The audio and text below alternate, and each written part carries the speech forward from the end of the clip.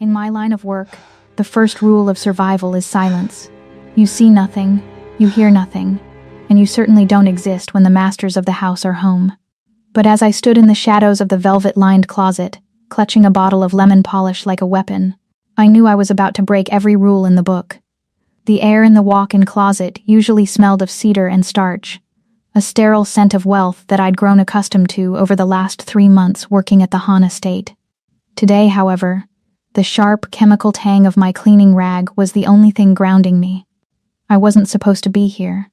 The schedule said the master suite was empty until 6. It was barely 2 in the afternoon. I had been wiping down the brass handles of the display cabinets, the ones that held rows of Italian leather shoes worth more than my entire life's earnings, when I heard the click of the bedroom door. My heart hammered against my ribs like a trapped bird. I instinctively backed into the deepest recess of the closet, behind a row of winter coats that smelled faintly of dry cleaning fluid and expensive cologne. "Are you sure he's gone?" The voice was unmistakable. So Ra, the lady of the house. Her tone wasn't the screeching, imperious one she used when she scolded me for leaving a streak on the marble. It was breathless, giddy. "Dongjin is in Busan," a man's voice replied. It was deep, rough, and definitely not the master's. "He thinks he's securing the port deal. He won't be back until tomorrow." My stomach turned. I pressed my hand over my mouth, the latex glove tasting of bitterness. I knew that voice. I had heard it once before, whispered about by the other maids in the kitchen. It belonged to the man they called the Viper, Han Dongjin's greatest rival. Welcome back, my fierce hearts and midnight dreamers. Before we dive in, make sure you're subscribed, hit that like button, and tell me where you're watching from. I love seeing our little dark romance family stretch across cities, countries, and time zones. Every click, every comment, every bit of love you leave here helps us keep unraveling these dangerous love stories and high-stakes betrayals together. So, find your quiet place, dim the lights, and get ready. Let's begin. Through the sliver of space between the closet doors, I could see the reflection of the bedroom in the tall vanity mirror opposite me. So Ra was laughing, a sound that grated on my nerves. She was pulling the man by his tie toward the massive king-sized bed. But my eyes didn't linger on them. My gaze shifted past the bed, toward the floor to ceiling glass doors that led to the balcony. The sheer curtains were fluttering, just slightly. I froze. Earlier that morning I had been cleaning the exterior windows. I knew exactly where the footholds were, and I knew that 2 men were currently crouched out there. I could see the silhouette of a shoulder, the dull glint of a barrel against the sun. They weren't estate security. They were waiting. This wasn't just an affair. It was an assassination. If Han Dongjin came home early, he wasn't just walking into heartbreak. He was walking into a firing squad. Not my business, I told myself, gripping the spray bottle until my knuckles turned white inside the yellow gloves. You are the maid. You are the dust. Stay invisible. Then, the temperature in the room seemed to drop 10 degrees. The heavy oak door to the main suite didn't slam open. It didn't creak. It simply unlatched with a terrifyingly soft click. The laughing in the bedroom stopped abruptly. The silence that followed was heavy, suffocating, like the air before a thunderstorm. I watched through the crack in the closet door as a figure stepped into the periphery of my vision. Han Dongjin. He was a mountain of a man, broad-shouldered and imposing, wearing a charcoal suit that cost more than the house I grew up in. Usually he was composed, his face a mask of indifferent boredom. But today, the mask was gone. In its place was a raw, pulsating rage that made my blood run cold. His jaw was locked so tight I could see the muscle feathering beneath his skin. His dark hair was slightly disheveled, as if he had run his hands through it in frustration on the drive over. He wasn't looking at the closet. His dark, predatory eyes were fixed on the bedroom archway, and in his right hand, held low against his thigh, was a gun, a sleek, black pistol with a silencer attached. He took a step forward. The plush carpet swallowed the sound of his Italian loafers. He was moving with the lethal grace of a tiger stalking a gazelle. He was going to storm that room. He was going to kill them both. But he didn't know about the balcony. My brain fired rapidly, calculating the angles. The moment he stepped through that archway, The men on the balcony would have a clear line of sight. They would drop him before he even raised his weapon. And then what? The Viper takes over. His men sweep the house. They find the maid hiding in the closet. The witness. I would be a loose end, a stain to be wiped away. If he died, I died. Han Dongjin took another step. He was 3 feet away from the closet door, 2 feet away from the point of no return. I could see the veins bulging in his neck, the way his grip tightened on the pistol until his knuckles were white. He was blinded by anger, deafened by the sound of his own betrayal. He was walking straight into his grave. I didn't think. I didn't plan. The survival first instinct that had kept me alive in this city took over my body. I dropped the spray bottle. It hit the carpet with a soft thud, but he didn't hear it over the rushing of blood in his ears. Just as he passed the gap in the doors, I lunged. I shot out of the darkness like a coil springing loose. My left arm hooked around his massive bicep, yanking him backward with every ounce of strength I possessed. He was heavy, solid as a statue, but the element of surprise was on my side. He stumbled back, his balance broken, turning sharply with a snarl, raising the gun toward me. I didn't flinch. I couldn't afford to. I dragged the massive man into the dark closet, kicking the door shut with my heel, plunging us into shadow. Before he could shout, before he could pull the trigger and end my life right there among the winter coats, I slammed my hand over the lower half of his face. I felt the stubble on his jaw scratch against my palm. I felt the hot, rapid puff of his breath against my skin. His eyes were wide, wild, staring down at me with a mixture of confusion and murderous intent. The barrel of the gun dug hard into my ribs, cold and unforgiving. I locked eyes with the monster, refusing to look away, refusing to let him see me tremble. I pressed my lips right next to his ear, my voice barely a thread of sound. Don't breathe, or we're both dead. The silence in the closet was deafening, broken only by the ragged sound of our breathing. For a terrifying second, I thought he was going to snap my neck. Han Dongjin wasn't just a man. In that confined space, pressed against the rows of cashmere coats, he felt like a natural disaster contained in a human skin. His body was rigid, a wall of tense muscle vibrating with a lethal energy. His hand, the one not holding the gun, came up to claw at my wrist, his grip like iron.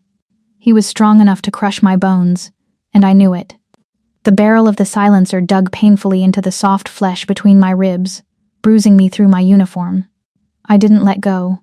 I couldn't. Look, I hissed, the word barely a breath against his ear. I forced my head forward, nodding frantically toward the slatted wooden doors of the closet. Just look. He froze. Whether it was the desperation in my voice or the sudden sound of movement from the bedroom, he stopped fighting me. He didn't step back, though. He remained pressed against me, his heat radiating through my clothes, smelling of sandalwood and the metallic tang of impending violence. Through the thin gaps in the wood, we watched. Sora was smoothing down her dress, her face flushed with a deceitful glow. She looked beautiful and completely hollow. Beside her, the man, the Viper, was adjusting his cufflinks with a calm, arrogant slowness. He didn't look like a man afraid of being caught. He looked like a man checking his watch, waiting for a scheduled appointment. We should leave before he gets here, Sora said, her voice trembling slightly, though not with fear, with excitement. If he sees the car, he won't see anything, the Viper replied. His voice was smooth, like oil slicking over gravel. He walked toward the balcony doors, peering out through the sheer curtains I had been so terrified of moments ago. He tapped the glass once, a signal. My men are in position, they have the sight lines on the door. The moment Han walks in to play the jealous husband, click. He mimed a gun with his hand and pulled the trigger. Beside me, Han Dongjin stopped breathing. The rage that had been radiating off him turned into something colder, something deadlier. I felt the change in his body instantly. The vibration stopped. He became still, like stone. The realization hit him with the force of a physical blow. If I hadn't dragged him into this dark, dusty corner, his brain would currently be decorating the master suite's expensive wallpaper. Let the cleanup crew handle the mess, the Viper said, turning back to Sora and kissing her cheek. It was a possessive, ugly gesture. Come, let's go celebrate your widowhood. They laughed. It was a soft, conspiring sound that twisted inside my stomach. Then the bedroom door opened and closed. They were gone. For 10 seconds, neither of us moved. The silence returned, but now it was heavy with the weight of what we had just heard. I was still clamping my hand over his mouth, my arms starting to tremble from the adrenaline and the sheer effort of holding back a titan. Slowly, terrifyingly, he turned his head. His eyes found mine in the gloom. They were dark, abyssal pools that reflected absolutely nothing. No gratitude, no relief, just a cold, calculating assessment. I slowly peeled my hand away from his mouth, my fingers shaking. I started to whisper. The movement was a blur. 1 second I was standing, the next, I was flying backward. He shoved me, not with a frantic push, but with a controlled, brutal shove that sent me crashing into the back wall of the closet. Hangers clattered down around me, raining expensive silk ties onto my head. Before I could suck in a breath, he was on me. He pinned me against the cedar paneling, his forearm pressed against my windpipe, effectively cutting off my air.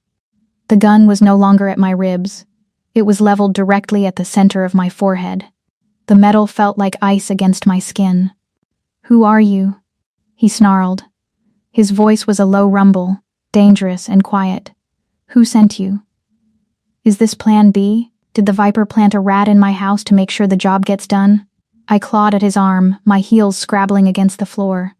I couldn't breathe, my vision spotted with black dots. "No," I choked out. "Speak." He eased the pressure on my throat just enough for air to wheeze in, but the gun didn't waver. "Why were you waiting in here? How did you know?" "Windows," I gasped, tears stinging my eyes. "I was cleaning the windows. This morning." He narrowed his eyes, searching my face for a lie. "Explain." "I saw them," I managed to say, my voice raspy. "I saw the men on the ledge. Cleaning crew, we see everything. I came in to polish, I heard them, I hid. I looked up at him, pleading with him to believe me. I didn't want to die. If they killed you, they'd kill the witness. I just wanted to live." He stared at me, his chest heaving.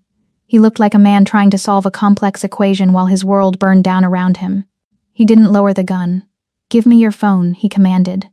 "What?" "Your phone. Now." My hands shook uncontrollably as I reached into the pocket of my apron. I pulled out my cheap, cracked Android phone.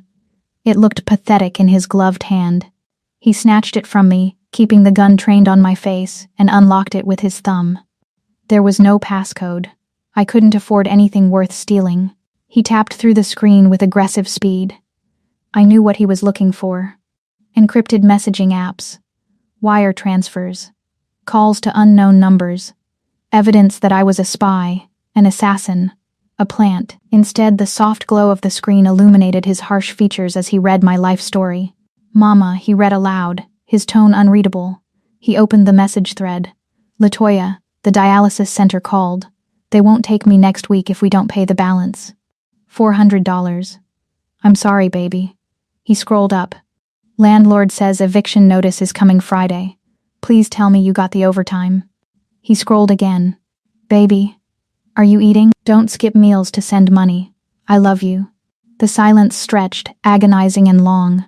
The gun in his hand lowered an inch. Then another. The tension in his shoulders didn't leave, but the murderous intent shifted. He wasn't looking at an assassin anymore. He was looking at a desperate woman drowning in debt. He looked from the phone to me. He took in my frayed uniform, the cheap rubber gloves I was still wearing, the terror in my wide eyes. I wasn't a player in his game. I was a pawn that had accidentally wandered onto the king's square. He tossed the phone back to me. I fumbled to catch it, clutching it to my chest like a shield. "Latoya," he said, reading the name from my lock screen. He tested the word on his tongue as if it were a foreign flavor. "Yes, sir," I whispered. He stepped back, giving me space to breathe, but he didn't leave the closet. He holstered the gun, the click sounding like a gavel bringing down a sentence. He reached up and touched his own face, tracing the spot where my hand had covered his mouth. He looked at his fingers, then back at me, a strange dark fascination taking root in his eyes. "You have very bad instincts, Latoya," he said quietly. Self-preservation dictates you should have let me walk into that room and die. You would have had a chance to slip away in the chaos. I couldn't, I said honestly. I couldn't just watch. He stepped closer again, looming over me. The smell of danger was still there, but now it was mixed with something else. Intrigue. You touched me, he murmured, his voice dropping an octave. No one touches the dragon and lives. I have killed men for less than breathing in my direction. My heart stopped. I pressed my back harder against the wood, waiting for the end. He leaned in, his face inches from mine. I could see the flecks of gold in his obsidian eyes. He wasn't going to kill me. Not yet. But today, he whispered, his breath ghosting over my cheek, you bought yourself some time. The morning sun didn't bring relief, it brought the executioner. I was in the staff hallway, stocking my cart with fresh towels, my hands still trembling slightly from the night before. I hadn't slept. Every time I closed my eyes, I felt the cold barrel of Han Dongjin's gun against my forehead and the terrifying heat of his body pressed against mine. I had survived the night, but the air in the Han estate felt different now. Thinner. Sharper. You. Stand right there. The shriek echoed off the tile walls, followed by the clacking of high heels. I froze. So Ra came storming down the corridor, her face twisted in a mask of indignation that didn't quite reach her eyes. She was wearing a silk robe that cost more than my mother's kidney treatments. Behind her trailed the head housekeeper, Mrs. Choi, looking pale and nervous. Ma'am? I kept my head down, gripping the handle of the cart. Is something wrong? Don't play innocent with me, you little rat, so Ra spat. She marched up to my cart and yanked the top drawer open, the one where I kept the polishing cloths. With a dramatic flourish, she reached in and pulled out a glittering strand of diamonds. Her tennis bracelet. My stomach dropped to the floor. I had never seen that bracelet before in my life. I knew with sickening clarity that it hadn't been there 5 minutes ago when I loaded the cart. I knew it, Sora hissed, dangling the jewelry in front of Mrs. Choi's nose. I knew we had a thief. I've been missing earrings for weeks. And here she is, the quiet one, the one who thinks she's invisible. I didn't take that, I said, my voice steady despite the pounding in my ears. I have never stolen from this house. Liar. So Ra stepped closer, and for a second I thought she was going to slap me. Instead, she sneered, her perfume cloying and sweet, rotting flowers masking something foul. You think because you're poor, you're entitled to my things? You're trash. Get out. Ma'am, please. You're fired, she screamed, her voice cracking. Get your things and get off my property before I call the police and have you thrown in a cell. You're lucky I'm feeling generous enough to just kick you to the curb. She tossed the bracelet to Mrs. Choi and turned on her heel, not even looking back. Burn her uniform. I don't want anything she touched remaining in this house. The hallway fell silent. Mrs. Choi looked at me with pity, but she didn't say a word. In this house, truth didn't matter. Only power mattered. And I had none. 30 minutes later, I was standing by the service exit, shoving my street clothes into my backpack. I wasn't crying because I was sad. I was crying because I was calculating. Without this job, the check for the dialysis clinic would bounce on Friday. If the check bounced, Mom missed a treatment. If she missed a treatment, I zipped the bag shut with a harsh sound. I was done. I was out. Miss Caldwell. The deep voice stopped me just as I reached for the door handle. I turned to see Mr. Park, the head of security, standing in the shadow of the doorframe. He was a terrifying man, a former Special Forces soldier with a scar running through his eyebrow. But he had never been cruel to me. Mr. Park, I wiped my eyes quickly. I'm leaving. I don't want any trouble. You are not leaving, he said impassively. He didn't move to stop me physically, but his presence was a wall I couldn't cross. The master requires your presence. The master? I blinked. Mrs. Han just fired me. Mrs. Han does not sign the checks, Park said. Follow me. He didn't wait for an answer. He turned and walked toward the interior of the house. My heart began that frantic hammering again. The master. Han Dongjin. Why? Was he going to kill me now? Had he decided that letting me live last night was a mistake? I should have run. I should have bolted out that door and never looked back. But I thought of the unpaid bills sitting on my kitchen table. I followed Mr. Park. We bypassed the main living areas, heading deep into the west wing, the part of the estate the staff was forbidden to enter.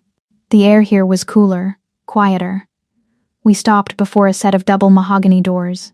Mr. Park knocked once, then opened them, gesturing for me to enter. He didn't follow me in. The doors clicked shut behind me. The study was cavernous, lined with dark wood and leather-bound books that smelled of old paper and history. The heavy velvet curtains were drawn, blocking out the midday sun, leaving the room illuminated only by a brass desk lamp. Han Dong-jin sat behind a massive desk that looked like a fortress. He was reading a file, a lit cigarette resting in a crystal ashtray, the smoke curling up in lazy blue ribbons. He looked different than he had in the closet. The raw, vibrating rage was gone, replaced by a cold, terrifying stillness. He looked like a king on a throne of ice. "Sit," he said, without looking up. I hesitated, then sat on the edge of the stiff leather chair opposite him. I still had my backpack on my lap. "Mrs. Han fired me," I said, my voice cutting through the silence. "She said I stole her bracelet." "I know," Dong-jin said. He turned a page in the file. "So Ra is not a subtle woman. If you were actually a thief, you would have stolen something easier to fence than a custom-numbered Cartier piece." He finally looked up. His eyes were heavy, dark, and piercing. "I don't care about the bracelet. I care about what happens next." "What happens next is I go home," I said, trying to summon a scrap of dignity. "And I look for a new job." "No," he said simply. "That is not what happens." He slid a single sheet of paper across the polished mahogany. It wasn't a termination notice. It was a contract. "I am moving my primary residence," he stated, his voice devoid of emotion. "I have a penthouse in Gangnam. It is private. Secure. My wife does not go there. No one goes there unless I allow it." I looked at the paper. The salary figure at the bottom made my breath hitch. It was triple what I made here. "I don't need a maid, Latoya," he continued, leaning back in his chair watching me closely. "I can hire 100 people to scrub floors. I need a house manager. I need someone who understands the value of silence. Someone who can walk into a room, see everything and say nothing." He took a drag of his cigarette, his eyes narrowing. "You proved yesterday that you have unique reflexes. You saw a threat I missed. You acted when you should have frozen." I was scared. I whispered. "Fear is useful," he countered. "Complacency gets you killed." He tapped the desk with his finger. "The job requires you to live on site. You will have no visitors. You will manage my schedule, my meals, and my private quarters. You will be my gatekeeper. In exchange..." He picked up a second piece of paper and slid it over. It was a printout from the Seoul National University Hospital. My mother's account. Stamp across the front, paid in full. My hand flew to my mouth. I stared at the document, the numbers swimming before my eyes. He had paid it. He had paid the back debt, the current treatment, everything. "How?" I choked out. "I am thorough," he said. "I do not like loose ends, and I do not like debts. You saved my life yesterday. I have saved your mother's. We are even."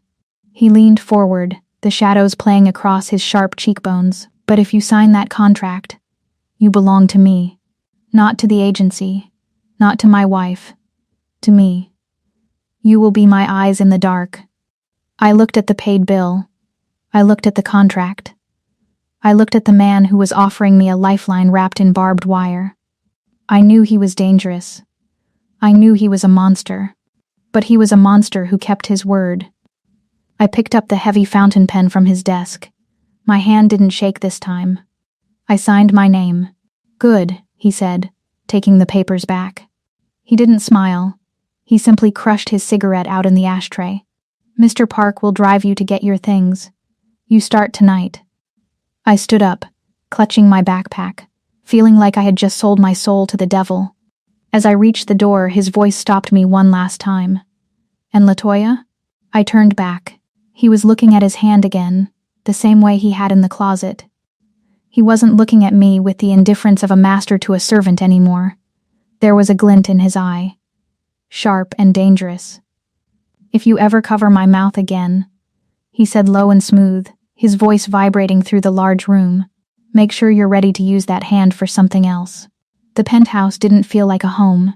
It felt like a spaceship hovering above the smog and neon of Seoul. It was a sprawling expanse of chrome, black marble, and floor-to-ceiling glass that offered a panoramic view of the city he owned, yet it felt utterly devoid of life. There were no family photos, no knickknacks, no warmth. It was a sterile, temperature-controlled box, designed for a man who didn't plan on living long enough to get comfortable. My quarters were in the East Wing, a suite larger than the entire apartment I used to share with my mother. The bed was like a cloud, the sheets made of Egyptian cotton that felt like water against my skin. But for the first week, I slept on the floor. The luxury felt like a trap. I kept waiting for the other shoe to drop, for So-ra to burst in with the police, or for Han Dong-jin to realize he had made a mistake hiring a maid to be his warden. But the blow never came. Instead, we fell into a rhythm, a strange, silent dance of survival. I became a ghost in his glass castle. I learned the cadence of his footsteps, heavy and dragging when he came home from the office, sharp and clipped when he was on a call with his lieutenants. I learned that he suffered from migraines that he refused to acknowledge. I started leaving a glass of water and 2 pills on the kitchen island at 6:00 p.m. sharp.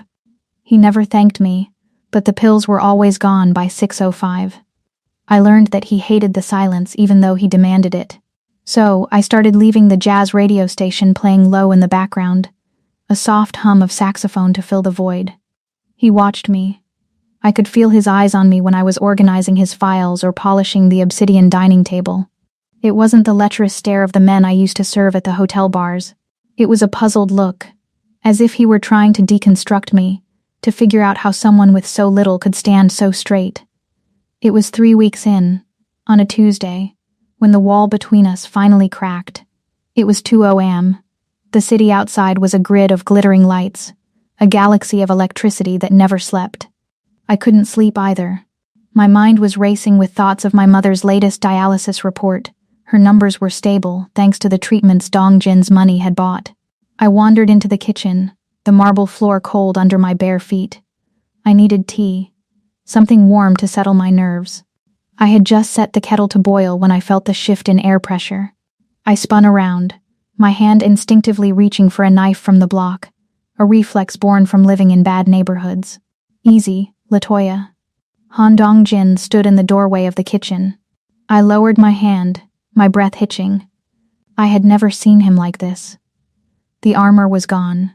The 3-piece Italian suits, the cufflinks, the shoulder holster, all stripped away. He was wearing gray sweatpants that hung low on his hips and a simple black t-shirt that clung to him. Without the structured jacket, he looked massive, a wall of raw muscle, but it was his skin that caught my breath. The shirt's neckline was stretched slightly, revealing the ink I had only glimpsed before. Intricate, dark Korean-style tattoos, snakes and smoke and demons, crawled up his thick chest and wrapped around his neck, disappearing into his hairline. He looked dangerous, primal and exhausted. "I didn't mean to startle you, sir," I said, pulling my silk robe tighter around myself. "I thought you were asleep."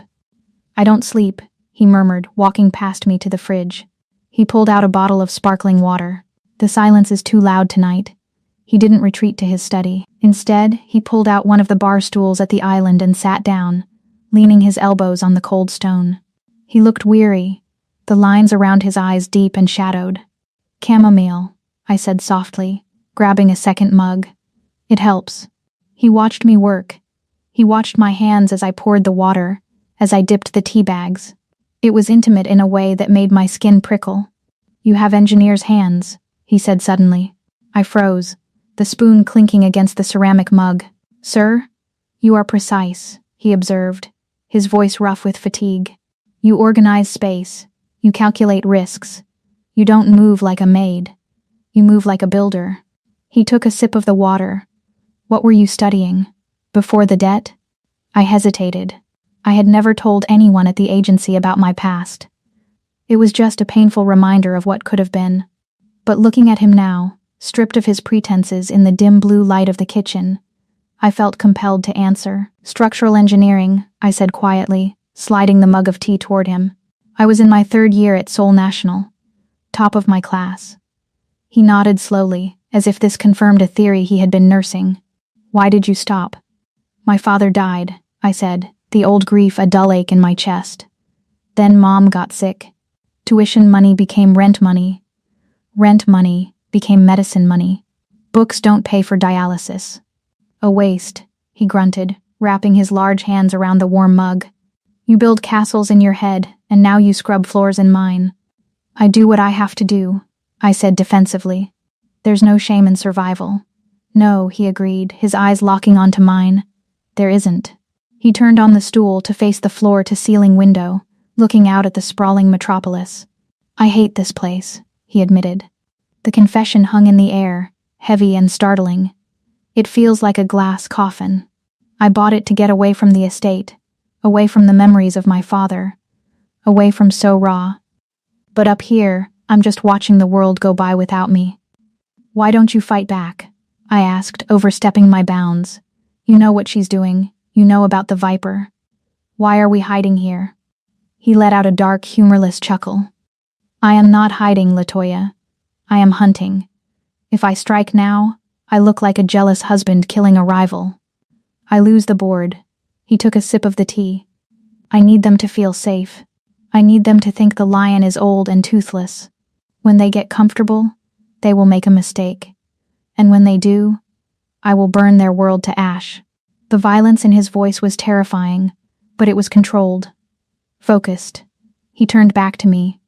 In the semi-darkness, the tattoos on his neck seemed to writhe as he moved. He looked at me, not as a tool, not as a witness, but as a woman. His gaze traveled over my face, lingering on my lips, my eyes. You are the only real thing in my life, Latoya, he whispered. The intensity of his voice pinned me to the spot. Everyone else is a mask. A lie. A dagger wrapped in a smile. But you, he reached out. His hand, large and calloused, covered mine on the countertop. His skin was hot. The touch sent a jolt of electricity straight up my arm, settling in the pit of my stomach. It wasn't aggressive. It was an anchor. You are just you, he finished. Solid. True. I couldn't breathe. I knew I should pull my hand away. I knew this was crossing a line that couldn't be uncrossed. But I didn't move. I turned my hand over, my palm brushing against his palm, fingers grazing. I'm here, I whispered. I'm not going anywhere. He squeezed my hand once, tight, then released it. He stood up, the moment of vulnerability passing like a shadow, but the energy in the room remained charged. Come, he said. Sir? I can't be alone tonight, he said, and for the first time, the dragon looked like a boy afraid of the dark. Just sit in the room until I fall asleep. I need to know someone is watching the door. It was a request for a guard dog, but his eyes begged for a companion. Okay, I said. I followed him into the master bedroom. He lay down on the massive bed, pulling the duvet up, while I took the armchair in the corner facing the door. He fell asleep within minutes, his breathing deep and even. But I stayed awake until dawn, watching the rise and fall of his chest, realizing with a terrifying certainty that I wasn't just guarding my boss anymore. I was guarding the only man who had ever really seen me. Wear this. Han Dongjin tossed a garment bag onto the bed in my suite. It wasn't the stark black and white uniform I had worn at the estate, nor was it the casual clothes I wore around the penthouse. I unzipped the bag to reveal a traditional hanbok, but the quality was unlike anything I had ever touched. It was made of pale gray silk, embroidered with subtle silver thread. It was elegant, understated, and incredibly expensive. We are going out, he said, adjusting his cufflinks in the mirror of my vanity. He was back in his armor, a navy three-piece suit that made him look like the shark he was. Out? I asked, holding the silk against me. To a party? To a slaughter, he corrected, though his voice was calm. I have a meeting with Chairman Kim, So Ra's father. My blood ran cold. The man who had likely sanctioned the hit on his own son-in-law. They know my face, Dongjin continued, turning to look at me. They know my lieutenants. They know my lawyers. But they don't know you. To them, you are just a server. You are furniture. You will pour the tea, you will keep your head down, and you will listen. He walked over to me, stopping just inches away. The air between us crackled with that familiar, dangerous electricity. We need a signal, he said low. We cannot speak. If you hear nothing of value, place the teapot with the spout facing toward me. It means safe. But if you hear a location, a name, or a date, if you catch them slipping, place the spout facing away from me, toward the door. Spout out means danger, I whispered, memorizing the rule. Spout out means I stop playing nice, he replied. Can you do this? I thought of the camera angles I had memorized for my engineering exams. I thought of the years spent making myself invisible in wealthy homes, learning to read the moods of rich people by the set of their shoulders. I can do it, I said. The restaurant was a fortress of tradition hidden in the heart of Seoul. It was a place of sliding paper doors, tatami mats, and hushed conversations that decided the fate of millions of dollars. I knelt in the corner, the silk hanbok whispering softly as I moved. My knees ached against the floor, but my face remained a mask of serene servitude. At the low table sat Han Dong-jin and Chairman Kim. The chairman was a withered man with eyes like flint. He didn't look like a mob boss, he looked like a grandfather. That made him terrifying. You look tired, Dong-jin, Chairman Kim said, taking a sip of the sake I had just poured. His voice was scratchy, condescending. Perhaps the burden of leadership is becoming too heavy for your shoulders. I sleep just fine, Chairman, Dong-jin replied smoothly, though I knew it was a lie. He hadn't slept more than 4 hours a night in weeks. Do you? Kim smiled, a gesture that showed too many teeth. Rumors are swirling. They say your house is disorderly. They say a man who cannot control his wife can hardly be expected to control the Incheon port. It was a direct insult. He was referencing So-ra's affair, rubbing Dong-jin's nose in the betrayal. Dong-jin's hand tightened around his cup, his knuckles whitening. My house is my concern, Dong-jin said, his voice dropping to a warning growl. We are here to discuss the shipping lanes. The lanes are volatile, Kim dismissed him, waving a hand. I am considering moving my logistics to a new partner, someone with more stability. The Viper has made an interesting offer. I moved forward to refill the tea. I was a ghost. Neither man looked at me. To Chairman Kim, I was less than human. I was a mechanism that delivered hot water. As I leaned in to pour the roasted barley tea into the chairman's cup, his phone buzzed on the table. It was face up, right next to his hand. He didn't check it immediately. He was too busy smirking at Dong-jin, enjoying the power play. But I saw it. The screen lit up for 3 seconds. A text message preview. The text was from the Viper. It read, "The shipment is set. Midnight. The 14th. Pier 9. My heart slammed against my ribs. Midnight. The 14th. Pier 9. That was the coup. That was when they were moving the weapons, or the drugs, or whatever leverage they needed to push Dong-jin out for good. I finished pouring the tea. Not a single drop spilled. I set the teapot down on the wooden warmer in the center of the table. Dong-jin's eyes flicked to the pot instantly. I placed it with the spout facing directly away from him, pointing straight at the door. I saw the change happen in real time. It was subtle, terrifyingly so. The tension in Dong-jin's shoulders evaporated. The defensive posture vanished. He leaned back, unbuttoning his suit jacket, a predator suddenly comfortable in his territory. He had the intel. He didn't need to beg anymore. You mentioned stability, Chairman, Dong-jin said, his voice rich with amusement. It is funny you say that. Because if you move your logistics to the Viper, you might find his operation abruptly unavailable. Chairman Kim frowned, confused by the sudden shift in tone. Is that a threat? It is a forecast, Dong-jin smiled, cold and sharp. Enjoy your tea, Chairman. It might be the last warm thing you feel for a while. Dong-jin stood up abruptly. Come, he signaled to me. I rose fluidly, bowing deep to the confused chairman and followed my master out of the room. The moment the heavy door of the Maybach clicked shut, the silence shattered. Go, Dong-jin commanded the driver.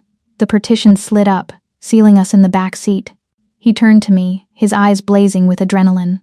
The smell of his expensive cologne was mixed with the metallic scent of excitement. Tell me, he demanded. What did you see? A text, I said, my breath coming fast now that the danger was over. On his phone. From the Viper. And? Midnight. The 14th. Pier 9. Dongjin stared at me. He ran the information through his mind, connecting the dots instantly. Pier 9. That's the blind spot. That's where they're bringing in the heavy artillery. They're arming for a takeover. He let out a laugh. It wasn't the polite, dry chuckle he used in business meetings. It was a deep, resonant sound that rumbled from his chest. He looked at me with an expression I had never seen on a man's face before. It was awe. I have spies who cost me millions, he said, shaking his head. I have men with military training who couldn't have gotten that close to Kim without being patted down and blindfolded. And you. He reached out and grabbed my hand, not gently, but with a fierce, possessive grip. He pulled me slightly closer. The streetlights outside flashed through the tinted windows, illuminating his sharp features. You just walked right up to the devil, poured him a drink, and stole his secrets. He looked at the silk hanbok I was wearing, then up to my eyes. His thumb brushed over my knuckles. You are dangerous, Latoya, he whispered, his voice thick with admiration. I thought I hired a maid, but I think I found a queen. I looked down at our joined hands. The professional line wasn't just blurred anymore. It was obliterated. And God help me, I didn't want to pull away. I just did my job, sir, I whispered. No, he corrected, his gaze intense. You saved my empire. The penthouse was quiet, but it was the silence of a held breath, not peace. For the last 2 days, Han Dongjin had been a ghost.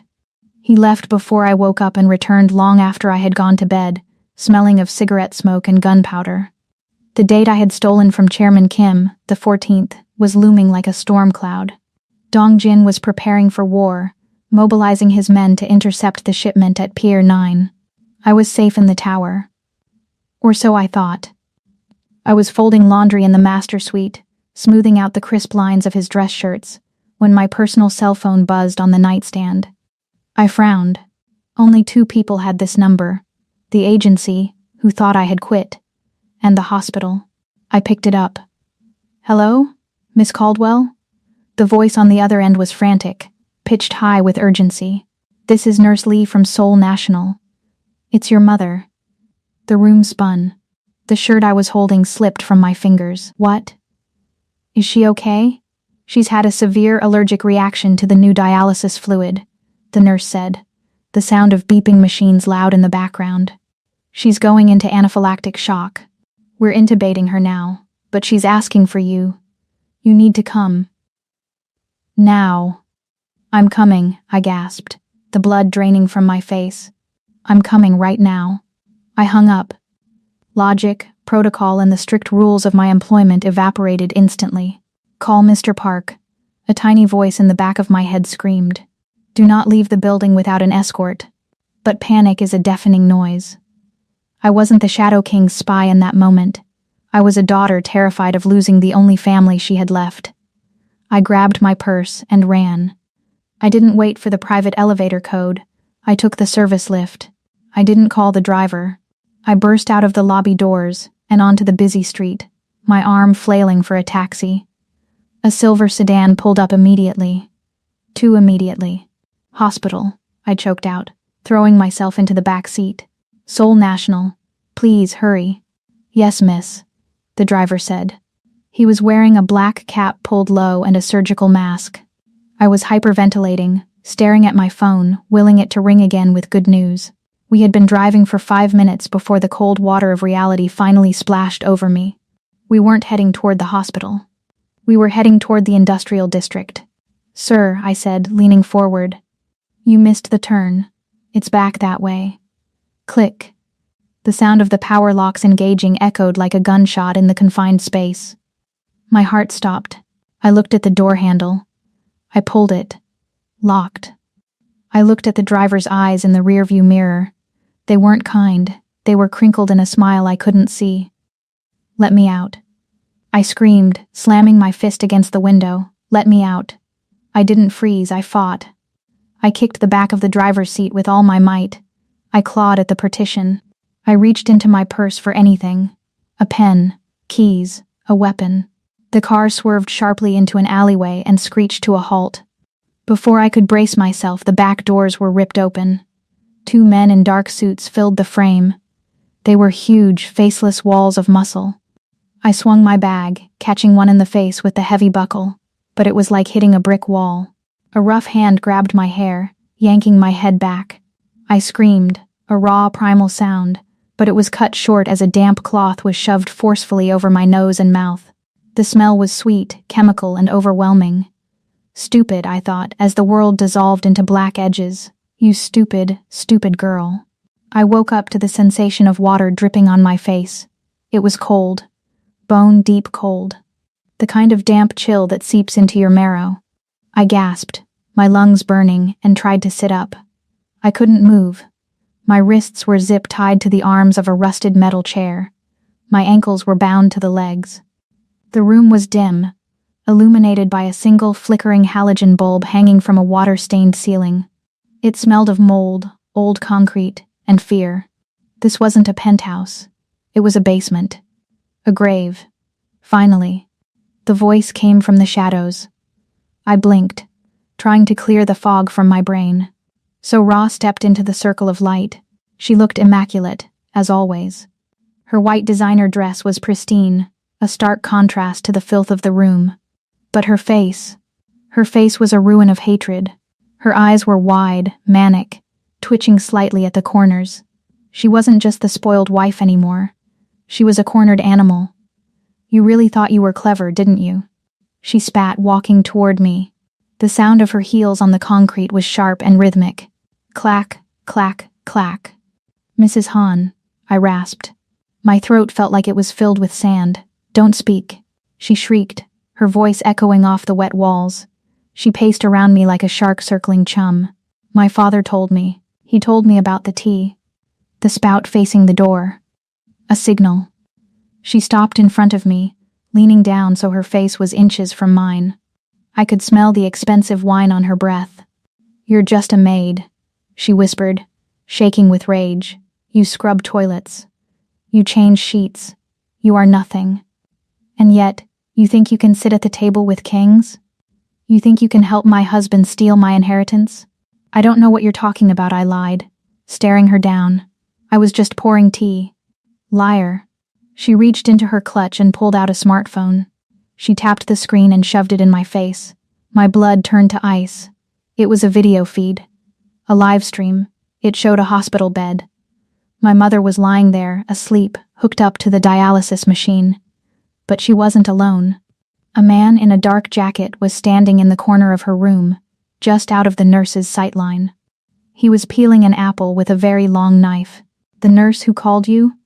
So Ra smiled, and it was the ugliest thing I had ever seen. She's on my payroll. Your mother is fine. For now. She pulled the phone back. But that man in her room? He's very clumsy. He might trip. The knife might slip. Accidents happen in hospitals all the time.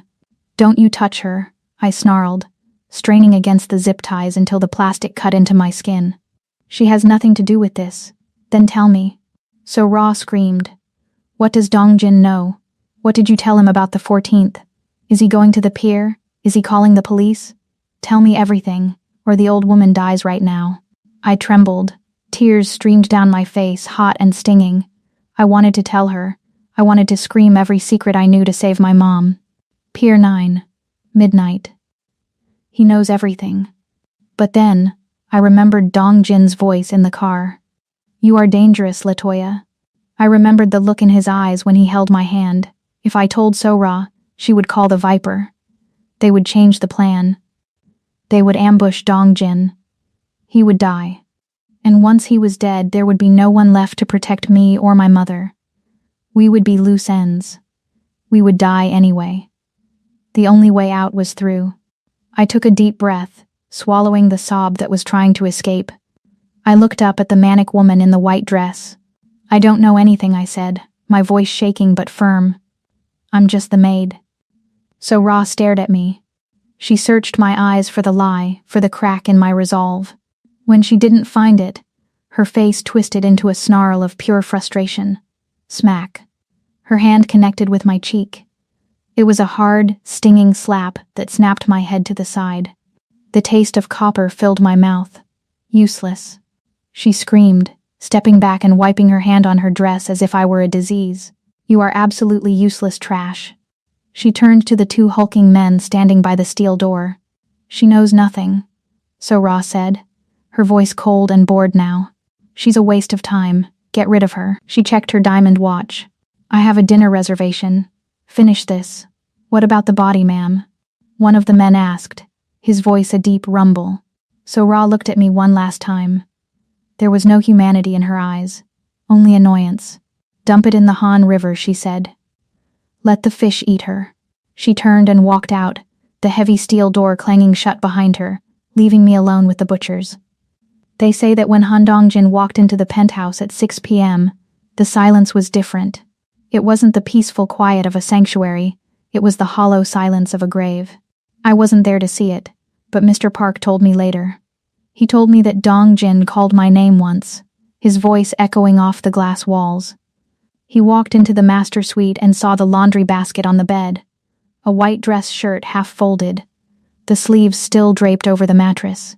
He saw my personal phone, the cheap Android, sitting on the charger where I never left it.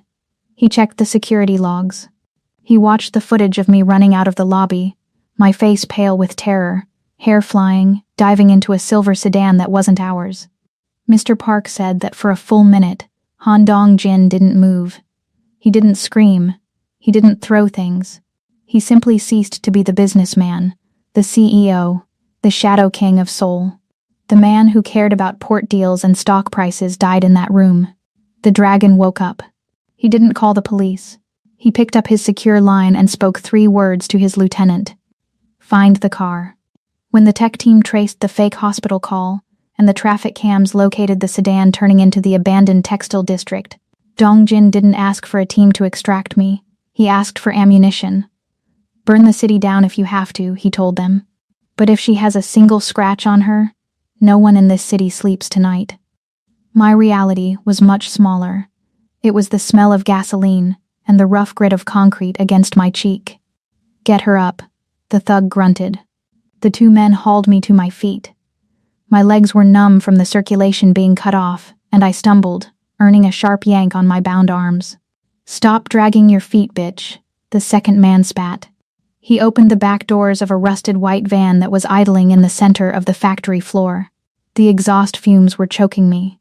We got a nice spot picked out for you by the river. Deep water. You'll sink like a stone.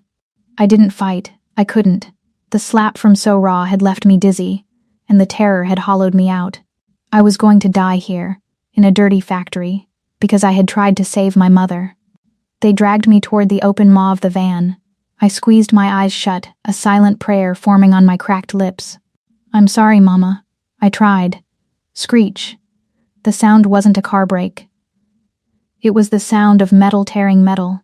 The corrugated steel wall of the factory, 20 feet to my right, exploded inward. A matte black SUV, reinforced with a bull bar, smashed through the side of the building like a wrecking ball. Dust, debris, and twisted metal sprayed into the air. The thugs froze, shielding their eyes from the blinding high beams that cut through the gloom. The SUV didn't stop. It skidded sideways, drifting with terrifying precision, slamming its side into the white van and sending it careening across the room. Silence fell for a heartbeat. Dust swirled in the headlight beams. Then, the driver's side door kicked open. Han Dongjin stepped out. He wasn't wearing his Italian suit. He was wearing black tactical cargo pants and a tight, long-sleeved tactical shirt that hugged every muscle of his torso. A Kevlar vest was strapped across his chest. He held a suppressed pistol in each hand, his arms relaxed at his sides, the barrels pointing at the floor. He looked like a demon rising from the smoke. Who the hell? The first thug started to shout, reaching for his waistband. He never finished the sentence. Dongjin's arm raised in a blur, 2 soft coughs from the silencer. The thug dropped instantly, a dark hole in the center of his forehead. The second thug, the one holding me, panicked. He grabbed me by the throat, hauling me up as a human shield, pressing a jagged knife to my neck. Back off. He screamed, his voice cracking. I'll kill her. I swear to God, I'll bleed her right now. Dong Jin didn't stop walking. He didn't negotiate. He didn't pause. His face was a mask of absolute terrifying neutrality. He moved through the debris with the lethal grace of a predator who knows he is the top of the food chain. Do it, Dong Jin said. His voice wasn't loud, but it carried over the hum of the engine. It was darker than the basement, colder than the river. Cut her. And I will peel the skin from your body while you are still screaming. The thug's hand trembled. The knife nicked my skin. A warm drop of blood trickled down my neck. Dong Jin's eyes tracked that single drop of blood. And the world ended. He moved faster than I could track. He surged forward, dropping into a slide. The thug fired blindly, the bullet sparking off the concrete floor, but Dong Jin was already inside his guard. He rose, sweeping the thug's legs out from under him. As the man fell, Dong Jin grabbed his wrist, the one holding the knife, and twisted. A sickening crack echoed through the factory. The man screamed, dropping the blade. Dong Jin didn't use his guns. He grabbed the man by the hair and slammed his face into the concrete floor. Once. Twice. Silence. He stood up, breathing heavily, the suppressed pistols still in his hands. He scanned the room, checking for more threats. When he was satisfied the room was clear of vermin, he holstered the weapons in a fluid motion. He turned to me. I was huddled on the floor where I had fallen, shaking so hard my teeth chattered. I was dirty, bruised, and bleeding. Latoya. He was beside me in an instant, dropping to his knees. He didn't care about the oil on the floor or the blood on his hands. He pulled a combat knife from his belt. I flinched, terrified. No, he whispered, his voice ragged. It's me. Look at me. With infinite gentleness, he slid the blade between my wrists and the plastic ties. Snip. The pressure released. He cut the ties on my ankles. I couldn't feel my hands. I couldn't feel anything except the overwhelming shock of being alive. I didn't tell them, I sobbed, the words spilling out of me in a broken rush. I grabbed the front of his tactical vest, burying my face in the Kevlar. I didn't tell them about the pier. I didn't tell them about the 14th. I promise. I kept the secret. I was so afraid he would think I had betrayed him, that I was weak. Dong Jin froze. Then, he let out a sound that was half growl, half groan. He grabbed my face between his large blood-stained hands, forcing me to look at him. His eyes were wide, frantic, searching my face for every bruise, every cut. I don't care about the pier. He roared, his voice cracking with raw emotion. I don't care about the shipment. Let them take it. I don't care. But, the Empire, I stammered. You are the Empire. He shouted, and then he crashed his mouth onto mine. It wasn't a gentle movie star kiss. It was desperate. It tasted of salt, iron, and ash. It was the kiss of a man who had stared into the abyss and was trying to pull himself back.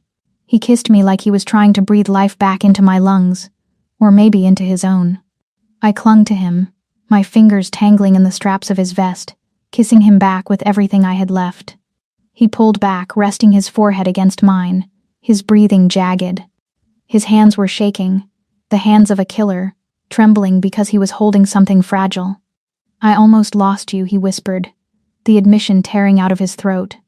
When I saw that empty room, I thought I was too late. He ran his thumb over the small cut on my neck, his eyes darkening as he looked at the blood. Can you walk? He asked softly. I don't think so, I whispered. He didn't hesitate. He slid one arm under my knees and the other around my back, lifting me effortlessly into his arms. He held me high against his chest, as if I were something holy. As he carried me toward the shattered wall, past the bodies of the men who had touched me, he stopped. He looked down at the carnage, then back at the city lights twinkling in the distance. His expression hardened. The panic was gone, replaced by a cold, apocalyptic resolve. Where are we going? I asked, resting my head on his shoulder. Home, he said. And then, he looked at me, and his eyes promised a storm that would wash soul in blood. Now, he whispered, they all die. For 2 days, the world had been soft edges and hushed tones. I spent 48 hours wrapped in the silk sheets of the master bedroom, my bruised wrists bandaged with clinical precision by Han Dong-jin himself. He hadn't left the penthouse. He barely left the room. He took his calls on the balcony, his voice a low, angry murmur, but the moment I stirred, he was there, offering water, adjusting pillows, watching me with a terrified intensity that made my heart ache. But healing time was over. It was the evening of the 14th, the date I had stolen from Chairman Kim's phone. The night the Viper was supposed to seize the port. The night the war was supposed to end in blood. I sat on the edge of the bed, tracing the purple bruise on my forearm. "Get up, Latoya." I looked up. Dong-jin stood in the doorway. He was shaved, his hair styled to perfection, wearing a tuxedo that fit him like a second skin. He didn't look like the tactical demon who had stormed the factory. He looked like the Shadow King. In his hand he held a garment bag. "Is it time?" I asked, my voice still slightly raspy. "Are you going to the pier?" "No," he said, walking over and unzipping the bag. "The pier is a place for rats and police. We have somewhere else to be." He pulled out the dress. It wasn't a uniform. It wasn't the modest hanbok I had poured tea in. It was a weapon made of midnight blue velvet. It was strapless, with a slit that ran up the thigh, and a neckline that plunged just enough to be dangerous. It was a gown meant for a queen, not a maid. "Tonight is the Diamond Gala," he said, laying the dress on the bed. "My wife and her father will be there. They are expecting a victory celebration. They are expecting a phone call telling them I am dead." He reached out and tilted my chin up, his thumb brushing over the fading cut on my cheek. "I want them to see you," he whispered. "I want them to see that you are not fish food. I want them to see that you are standing." "I'm scared," I admitted. The trauma of the basement was still a cold weight in my stomach. "Good," he said. "Fear keeps you sharp. But tonight you don't hide. Tonight we don't use the service entrance." The Diamond Gala was held in the grand ballroom of the Shilla Hotel. It was a sea of old money, corruption, and diamonds. The air smelled of expensive champagne and hypocrisy. We arrived in the Maybach, but Dong-jin didn't have the driver pull around to the back. We pulled right up to the red carpet. The paparazzi were bored, waiting for pop stars and politicians. When the car door opened and Han Dong-jin stepped out, a ripple of confusion went through the press line. He wasn't supposed to be here. Rumors of his demise had been circulating all day. Then, he reached a hand back into the car. I took it. I stepped out into the flashing lights. The midnight velvet caught the flashbulbs, shimmering like deep water. I wasn't wearing my apron. I wasn't wearing my sensible shoes. I was wearing stiletto heels that clicked sharply on the pavement. I stood tall, despite the pain in my ribs, clutching Dong-jin's arm like it was the only solid thing in the universe. We walked up the stairs. The doors to the ballroom swung open. The chatter inside was a dull roar. Then, the announcer spoke, his voice faltering slightly. "Mr. Han Dong-jin," and guessed. The silence that followed was absolute. It swept through the room like a cold wind. Heads turned. 300 of the most powerful people in South Korea stopped drinking, stopped talking, and stared. At the center of the room, near the ice sculpture, stood So-ra and Chairman Kim. They were holding champagne flutes, smiling, waiting for the good news. So-ra looked at the door. She saw Dong-jin, alive and unhurt. Then, her eyes slid to me. The color drained from her face so fast she looked like a corpse. Her mouth opened, but no sound came out. Smash! Her champagne flute slipped from her fingers, shattering on the marble floor. The sound was as loud as a gunshot in the silent room. Dong-jin didn't stop. He walked me straight through the crowd. The sea of elites parted for us. I kept my head high, locking eyes with the woman who had ordered my death. I saw the terror in her gaze. She was looking at a ghost. We reached the stage. Dong-jin didn't ask for permission. He walked up the steps and took the microphone from the stunned band leader. "Good evening." His voice boomed through the speakers, calm and velvety. "I apologize for the interruption. I know many of you were expecting a tragedy tonight. My wife certainly was." He gestured to So-ra, who was trembling, clutching her father's arm for support. "There were rumors," Dong-jin continued, pacing the stage like a tiger, that a shipment was coming in tonight at Pier 9. A shipment that would change the balance of power in Seoul. He smiled. It was a wolf's smile. There was a shipment. But I didn't go to meet it. The Seoul Metropolitan Police Agency did. A gasp went through the crowd. Chairman Kim stiffened, his eyes darting to his phone. Behind me, Dongjin said, pointing to the massive LED screen that had been displaying sponsor logos, is a live feed from Incheon.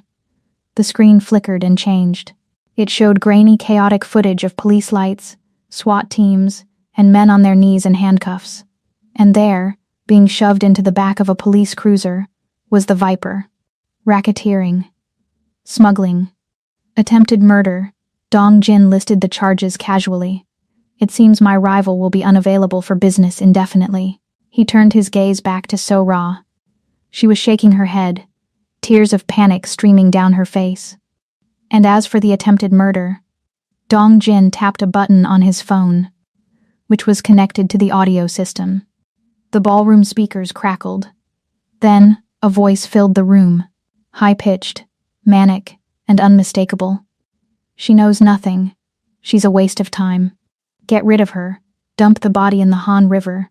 Let the fish eat her. The crowd recoiled. It was the voice of So-ra. Dongjin cut the audio. He looked down at his wife from the stage. She looked small. Pathetic.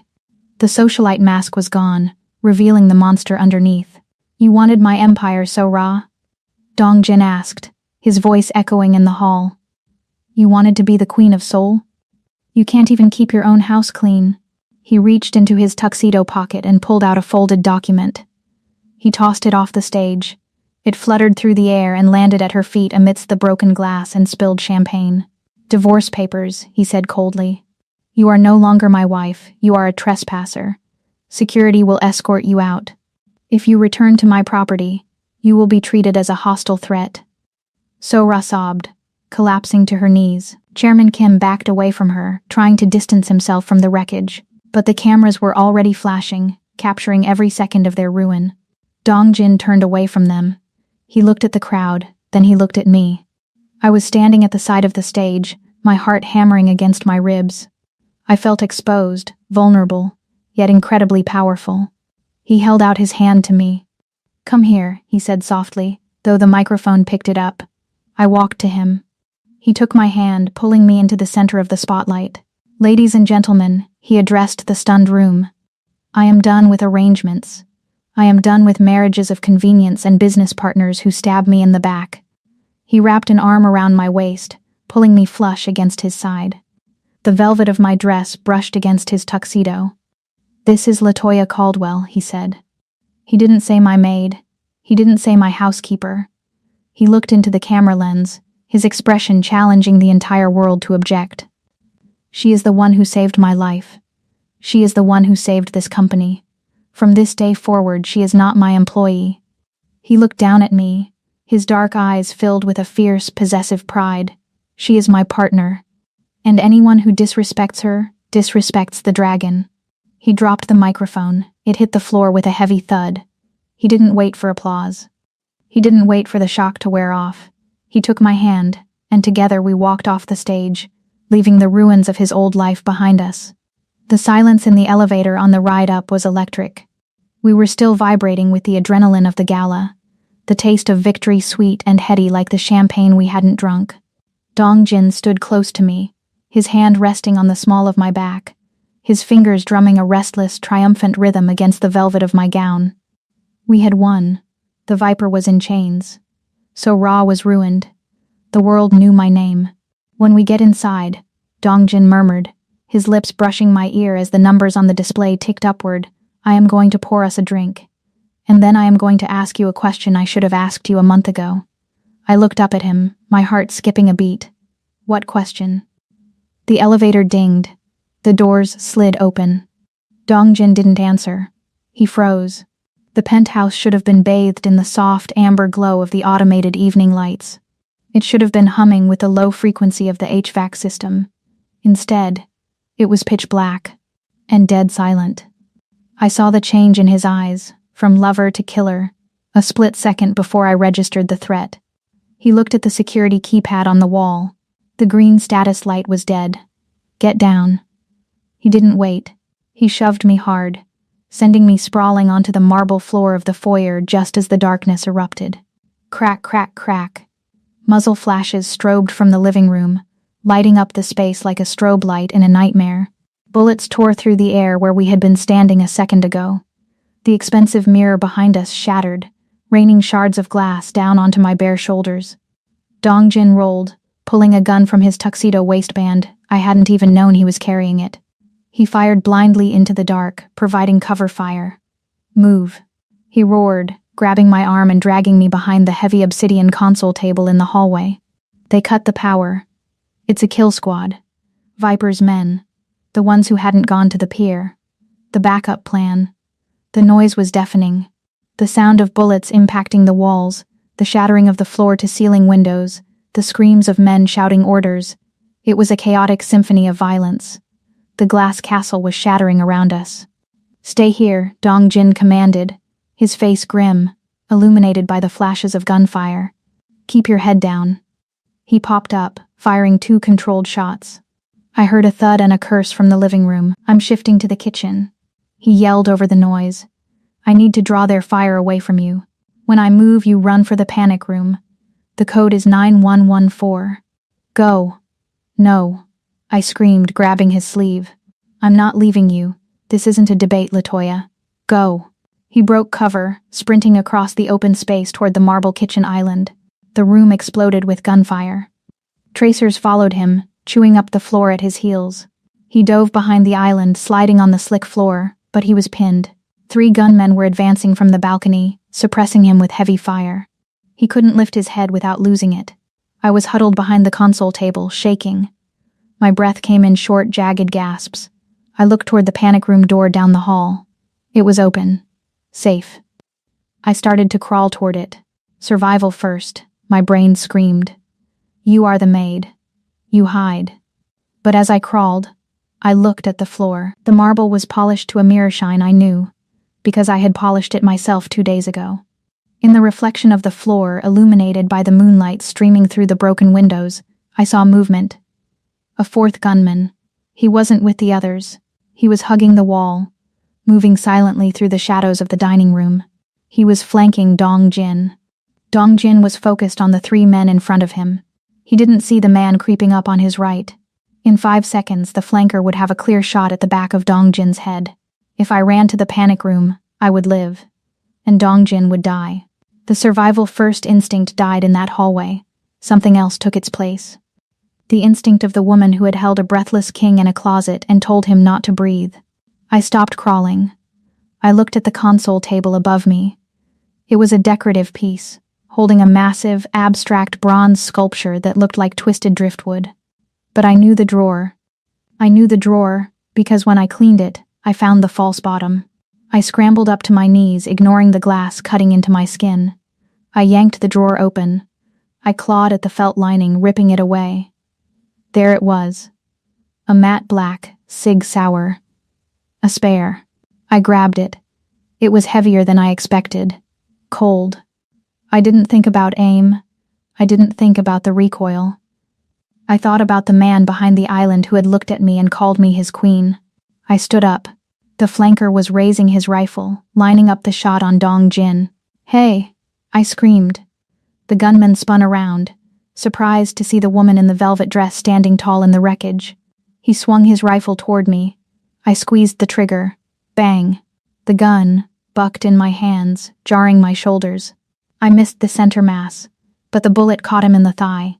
He screamed, stumbling and dropping to one knee. He tried to raise the rifle again. I fired again. And again. I didn't stop pulling the trigger until the slide locked back. The gunman fell backward, crashing into the china cabinet, bringing it down in a cacophony of breaking porcelain. Latoya. Dongjin screamed. The distraction was all he needed. While the other 3 gunmen turned to look at me, their suppression fire lifted. Dongjin rose from behind the island like the wrath of God. He didn't miss. Pop. Pop. Pop. 3 shots. 3 bodies hit the floor. Then, silence. the kind of silence that rings in your ears. The air was thick with smoke, drywall dust, and the copper scent of blood. The wind howled through the broken windows, fluttering the curtains like ghosts. I stood there, the empty gun still raised in my trembling hands. My chest was heaving. I stared at the man I had shot. He wasn't moving. I had killed him. I had taken a life. Slowly, movement returned to the room. Dongjin walked toward me. He moved carefully, stepping over the debris, his eyes locked on me. He reached me, and gently, firmly, pried the gun from my frozen fingers. He set it on the table. He didn't speak immediately. He grabbed my shoulders, his hands running down my arms, checking for bullet holes, checking for life. He saw the glass cuts, the bruise on my arm. But he saw that I was whole. He looked at the dead man by the china cabinet. Then he looked back at me. His eyes were wide, dark, and filled with a mixture of horror and profound, terrified awe. He realized then. I wasn't just the woman who poured the tea. I wasn't just the witness. I was a creature of his world now. I had blood on my hands, and I had put it there for him. You, he breathed, his voice shaking. I told you to run. You had a clear path. He gripped my face, his thumbs wiping away a smudge of drywall dust from my cheek. You didn't run, he whispered, as if he couldn't believe it. I looked up at him. The adrenaline was starting to crash, and my knees felt weak, but my voice was steady. I placed my hand over his, the hand that had killed for him. I told you, I whispered, echoing the words I said in the kitchen so many nights ago. I'm not going anywhere. He let out a shuddering breath, pulling me into his chest, burying his face in my hair. He held me so tight it hurt, but I didn't pull away. We stood there in the ruins of the penthouse. 2 survivors standing on a pile of broken glass, bound by something stronger than a contract, and deeper than love. Snow drifted softly over Seoul, blanketing the sharp edges of the city in white. Inside the penthouse, the air was different now. The sterile glass coffin was gone. In its place was a home filled with warmth. Thick cashmere throws draped over the furniture, the smell of freshly brewed hazelnut coffee, and vibrant art hanging on the walls. 6 months had passed. The Viper was rotting in a cell, and so Ra was awaiting sentencing for conspiracy to commit murder. The old world had burned, and we had built a new one from the ashes. Director Kang Dongjin said, his voice smooth, "You are asking for a 20% cut. That is ambitious." I walked into the living room carrying a tablet. Director Kang, a greasy man with too much hair gel, glanced at me, then looked back at Dongjin with a smirk. "Perhaps your companion could fetch us some more water while men discuss business?" Dongjin didn't speak. He just leaned back, a dangerous glint in his eye, waiting. I didn't blink. I walked to the table and set the tablet down with a sharp clack. "Actually, Director," I said, my voice cool and authoritative, "according to your liquidity reports, your logistics chain is currently operating at a deficit. If we give you 20%, you'll bankrupt yourself trying to scale up. We'll offer you 12%. And you'll thank us for saving your company." Kang gaped at me, his face flushing red. He looked to Dongjin for help. "She doesn't fetch water, Kang," Dongjin said, his pride radiating off him like heat. "She runs the books. Take the deal, or get out of my house." Kang took the deal. He practically ran to the elevator. When the doors closed, silence returned, not the heavy silence of before, but a comfortable, intimate peace. Dongjin stood and walked over to me, taking my hand. "You terrified him," he murmured, kissing my knuckles.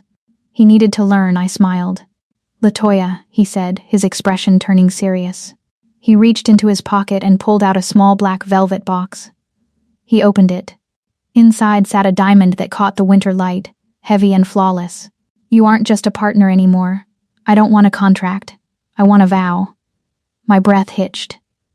"Dongjin, marry me," he whispered. "Be the queen of this city." I looked at the ring, then up at the man who had seen me when I was invisible. I nodded, letting him slide the cold metal onto my finger. We walked to the window, looking out over the sprawling metropolis of Seoul, glittering under the snow. I touched the cold glass, seeing my reflection, not in a maid's uniform, but in silk and diamonds. I used to spend my life making sure I didn't exist, I whispered, watching the lights flicker below. I was just dust in the corner of a room. Now, I look at this city, and I know I'm the one holding the keys.